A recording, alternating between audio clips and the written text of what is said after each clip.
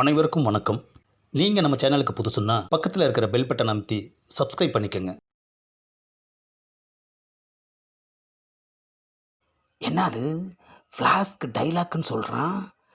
என்ன சொல்லுவான்? அதையும் தான் கேட்போமே. ஆமாம், அன்னைக்கு ராத்திரி பாய் தலைவனியோட உன் வீட்டுக்கு படுக்க வந்தேன். கதவை தட்டினேன், ஆனால் நீ திறக்கல. மறுபடியும் மாடிக்கே போயிட்டேன். அதுக்கப்புறமா மாடிக்கு வந்த நீ இருட்டில் பூனை உன் மேலே விழுந்ததுனால அலறி அடித்து போய் வீட்டுக்கு ஓடி இருக்க. அடுத்ததா ஒரு நாள் மாடிக்கு வந்த நீ என்னை கூப்பிட்ட. என் லவ்வருக்காக வாங்கின கொலுசை என் காலில் மாட்டியிருந்தேன்னா நீ கூப்பிட்டதும் அதே கொலுசோடையே நான் நடந்து வந்தேன். கொலுசு காலோடு நான் நடந்து வர்றப்போ அது அருக்கானின்னு நினச்சி நீ மிரண்டு போய் ஓடி இருக்க. உண்மையை சொல்லலாமான்னு அதே கொலுசு காலோட வந்து கதவை தட்டினா நீ திறக்கலை. ஆஹா, இதுதான் நடந்ததா? எப்பா, எல்லாமே ரியலாக இருந்துச்சே எப்பா. அரண்டவன் கண்ணுக்கு இருண்டதெல்லாம் பேயாக தான் தெரியும். அப்போ பூசாரி சொன்னது? பூசாரி அருக்காணி கதையை சொன்னதும் எனக்கு அது மேலே நம்பிக்கை இல்லை. பூசாரியை தேடி போனேன்னா அருக்காணி கதையை பற்றி கேட்டேன். அது உண்மையா பொய்யான்னு சொல்லுங்கன்னு சொல்லி மிரட்டி கேட்டேன். பணத்துக்காக தான் இப்படி ஒரு விஷயத்தை நான் செஞ்சேன்னு சொல்லி பூசாரி ஒத்துக்கிட்டாரு. நீ பூசாரியை ரியல் விட சொன்ன, நான் அதையே ரியல்னு விட சொன்னேன். நீ எனக்கு ஆப்பு வைக்க நினச்ச, ஆனால் அது உனக்கே திரும்பிடுச்சு பாத்தியா? உன்னோட பேராசை உனக்கே பெரும் பிரச்சனையாக முடிஞ்சிருச்சு பாத்தியா?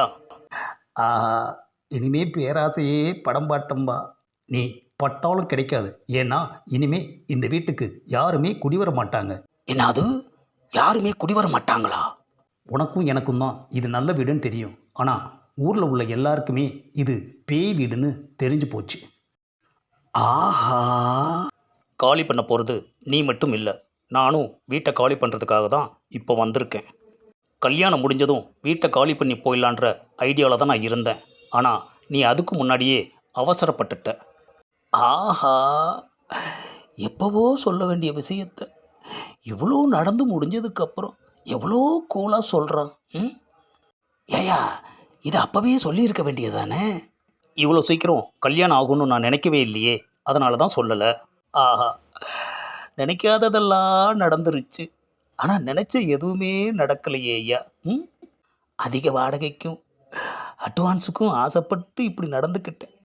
ஆனால் வீடு இப்போ பேய் வீடா ஆயிடுச்சு ஐயா. வாடகை போச்சே. அதிகமாக ஆசைப்பட்டா இப்படி தான் உள்ளதும் போயிடும். இந்த பதிவை பாருங்கள், ஷேர் பண்ணுங்கள், லைக் பண்ணுங்கள், மறக்காமல் சப்ஸ்கிரைப் பண்ணுங்கள்.